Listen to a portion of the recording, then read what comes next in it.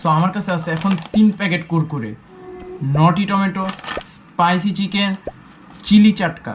So এখন আমার চ্যালেঞ্জটা হচ্ছে আমি কি এই 3টা কুরকুরের মধ্যে থেকে কোনটা কোন কুরকুরে সেটাকে আমি আলাদা করতে পারবো। সো চলো ট্রাই করে দেখি।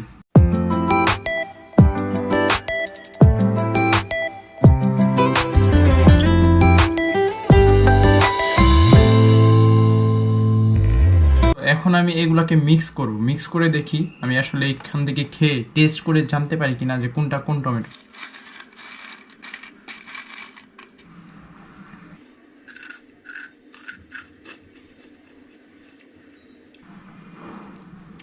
আমার কাছে মনে হয় এটা চিলি চাটকা ছিল, কারণ এটা ঝালও ছিল না, এটা টমেটোর স্বাদও ছিল না।